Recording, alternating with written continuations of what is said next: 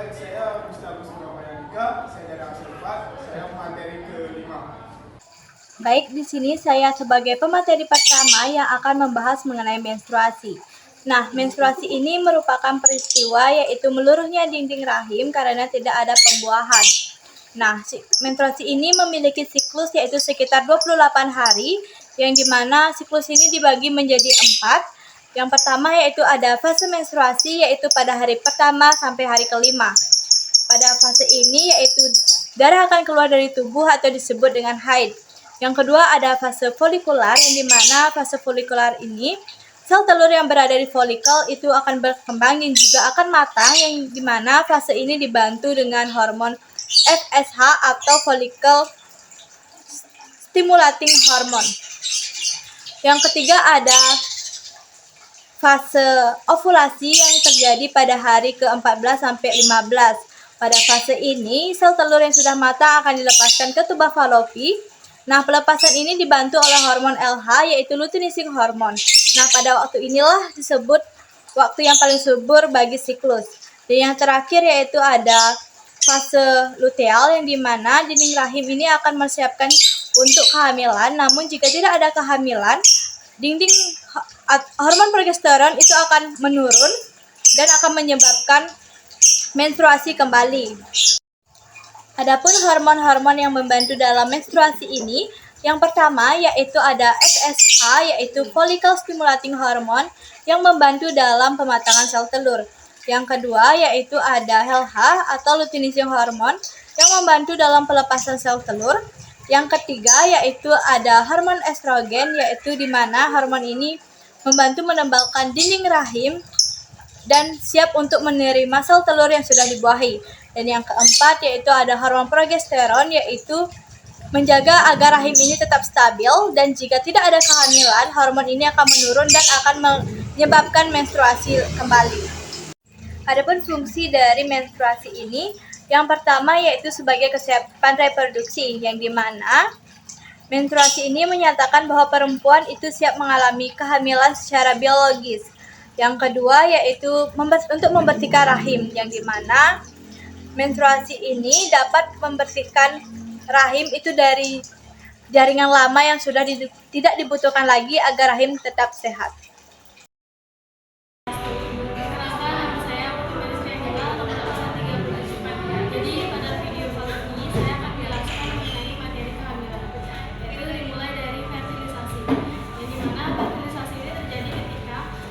Ovarium itu memproduksi suatu sel telur, dan nantinya sel telur ini akan keluar dari ovarium dan menuju di tuba falopi.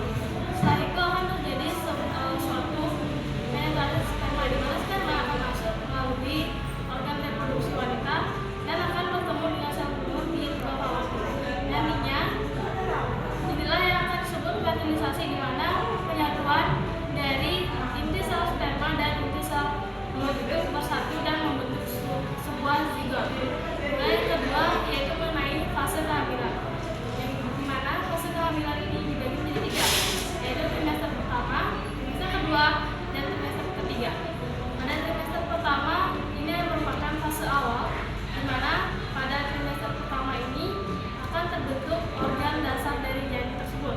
Kemudian pada trimester kedua atau pada fase tengah, di mana pada fase ini organ-organ dasar janin mulai berkembang, dan juga pada fase ini gerakan dari janin akan mulai terasa.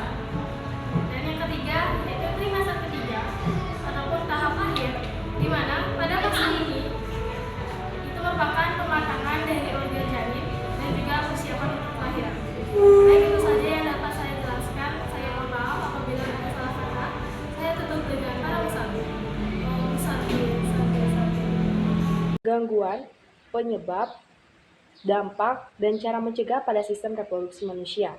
Kanker serviks disebabkan oleh infeksi HPV dan juga seks beresiko. Dan dampaknya itu bisa nyeri dan juga pendarahan. Cara mencegahnya itu dengan cara kita melakukan vaksin HPV dan juga tidak melakukan seks beresiko. Yang kedua itu ada gonore, yang dimana gonore ini itu disebabkan oleh infeksi dari saat melakukan seks tanpa menggunakan pengaman. Dan dampaknya itu bisa nyeri dan juga bisa mengeluarkan nanah. Dan cara pencegahannya yaitu dengan cara saat kita melakukan hubungan seksual, ada baiknya itu kita menggunakan pengaman. Om Swastiastu, perkenalkan nama saya Putrika Wuradina Lanjaya, nomor absen 36 dari kelas 11C. Jadi di sini saya akan menjelaskan tentang teknologi pada sistem reproduksi manusia. Yang pertama ada tubektomi. Tubektomi adalah prosedur medis untuk mengikat atau memotong saluran tuba falopi pada wanita agar mencegah kehamilan secara permanen. Dan yang kedua ada vasektomi, adalah prosedur medis yang dilakukan pada pria sebagai metode kontrasepsi permanen atau sterilisasi. Tujuannya adalah untuk mencegah sperma bercampur dengan air mani saat ejakulasi.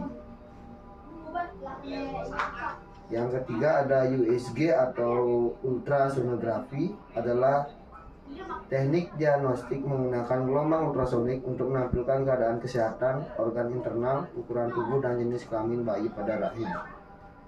Dan yang terakhir ada amnion sintesis, adalah teknik pengambilan cairan amnion untuk dianalisis secara genetik dan biokimia.